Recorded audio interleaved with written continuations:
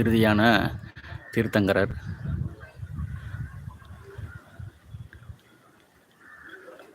ஆமாம், வடக்கிருத்தல்.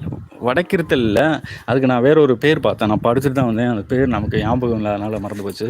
அது வடக்கிருத்தல் இல்லை, ஆனால் வருத்துதல்னு தான் வரும், என்னமோ ஒரு பேர்.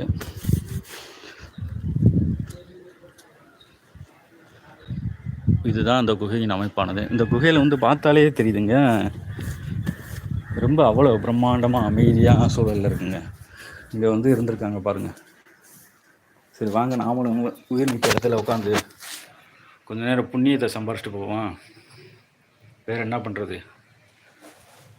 யூடியூப் காசு தான் சம்பாதிக்க முடியாது, அவனை வச்சு நம்ம புண்ணியத்தையாவது சம்பாதிப்போம். அப்பனே ஆண்டவா முருகா காப்பாத்துப்பா.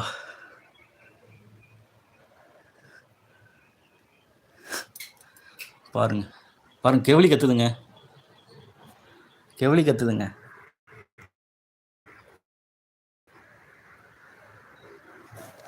கெவிலி வந்து இப்போ பார்த்தீங்கன்னா கேக்குன்னு 2 கற்று கத்துச்சுங்க, போதுங்க. சந்திரன் 2 முறை கத்தினால் அது வந்து சந்திரனோட ஆசீர்வாதம் கிடச்சிருச்சு. உடனே சந்திரன்னொடனே நம்ம வந்து சந்திரனோட ஆசீர்வாதம் கிடச்சிருச்சு. ஸோ எனவே நம்ம இந்த இடத்த விட்டு நகரலாம். அதாவது சந்திரன் வந்து எதுக்காங்கன்னா, ஒருவனுக்கு வந்து சந்திர திசையானது சரியாக இருந்தால் அவனுக்கு வந்து செல்வ பலங்கள் எல்லாமே கரெக்டாக கிடைக்கும். ஸோ நமக்கு 2 முறை கத்தி அந்த சந்திரன் ஆசீர்வாதம் செய்து விட்டார்.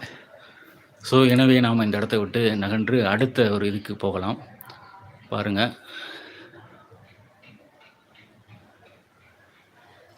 நேதாஜி வணக்கம். வணக்கம் பிவி கணேசன், எனக்கு ஆசி வழங்கும். ஆமாம், எல்லாத்துக்குமே ஆசி வழங்கியாச்சு முருகா.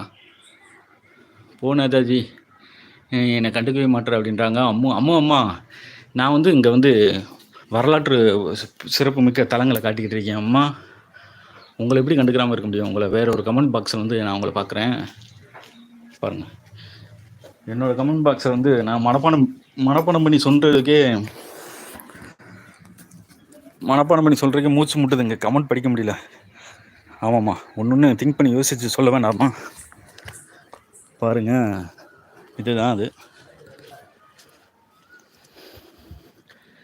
திகம்பரர் வசித்த இவர் சொல்ல போத வடக்கிருத்தல் என்பது வந்து உயிர் தியாகம் செய்தல். சாகுமுறை நோம்புங்க. நோம்பு சிறிதளவு பச்சை தண்ணி கூட குடிக்க மாட்டாங்க. இங்கே வந்து தியானம் பண்ணி தங்கிக்கிட்டு இங்கிட்டு இப்படியே தெரிஞ்சுக்கிட்டு இவனுக்குள்ளே எத்தனை பேர் உயிர் தியாகம் பண்ணாங்கன்றதை வந்து பார்த்துக்கலாம். ஸோ இது வந்து பார்த்திங்கன்னா திகம்பரர், இந்த சமண மதத்தின் இறுதியான சமணத்துறவி திகம்பரர், அவர் தான் அது. சரி வாங்க, நாம் இப்போ அடுத்த இடத்துக்கு செல்லக்கூடிய நேரம் வந்துடுச்சுன்னு நினைக்கிறேன். பாருங்கள், 2 பசங்க வந்துக்கிட்டு இருக்காங்க. அப்படியே அது வழியாக வந்தோம்னா இப்படி இருக்கும். இதுதான் பாதைகள். இதெல்லாம் வந்து இந்த இடத்துல வந்து தியானம் பண்ணிக்கிட்டு அப்படியே இருந்திருக்காங்க. பாருங்கள், கொஞ்சம் யோசித்து பாருங்கள், கற்பனை பண்ணி பாருங்கள். இந்த குகையில் இருந்துக்கிட்டு எதுவும் சாப்பிடாமல் கொள்ளாமல் இருந்துக்கிட்டு இந்த மலையில் ஏறிட்டு இந்த படியில் கூட அவங்களால ஏறி இறங்க முடியாது. சாகும் வரைக்கும் வந்து உண்ணாவிரதம் இருக்கக்கூடியவங்க வந்து இந்த படியில் கூட ஏறி இறங்க முடியாது. ஸோ அது வரையும் இருந்தவங்க வந்து இங்கே வந்து இருந்து தங்கி கொஞ்சம் யோசித்து பார்த்தா நமக்கு கொஞ்சம் தலை சுத்தம் தான் செய்யுது.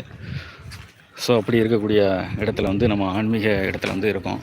ஸோ இறுதியாக அந்த திகம்பரரை வந்து ஒரு முறை பார்த்துக்குறோம். பார்த்துட்டு அப்படியே நம்ம வாங்க கொஞ்சம் கீழே இறங்கி போகலாம். அடுத்த இடத்துக்கு நம்ம நகர்ந்து போவோம்.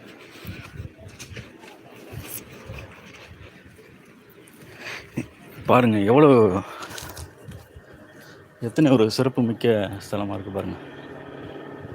இப்படியா வந்து சமண துறவிகள் இருந்திருக்காங்கன்ற போது, தீர்த்தங்கரர்கள் இருந்திருக்காங்க போகும்போது நம்ம மாலை ஓட்டு போனால் ஏன் அவர் உனக்கு என்ன தராரு, எதுக்கு மாலை ஓட்டு போகிறேன்னு கேட்குறாங்க. இங்கே பாருங்கள், அதுக்காக ஒரு இடத்த செதுக்கி ஏற்பாடு பண்ணி சாப்பிடாமல் கொள்ளாமல் உயிர் தியாகம் பண்ணியிருக்காங்க. ஸோ அப்படின்னு அப்படி இருக்கும் காலத்தில் வந்து இப்போ ஏன் மாலை ஓடுறேன் அப்படின்னு கேட்குறாங்க. என்னங்க பண்ணுறது, நம்ம தலை விதி. சரி வந்து பாருங்கள். ஸோ வரலாறு வந்து என்றைக்குமே நம்ம வந்து மதிக்கணும், அதை கடந்து போகலாம் பிடிக்கலாம். குரங்கு ப்ரோ, என்ன அங்கே பண்ணிக்கிட்டு இருக்கீங்க?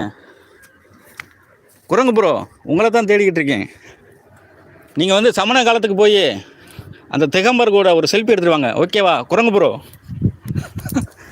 இப்போ ட்ரெண்டில் குரங்கு ப்ரோ தான் ஓடிக்கிட்டு இருக்கு. சரி, அதனால் அவர்கிட்ட ஒன்று சொல்லி விட்டேன்.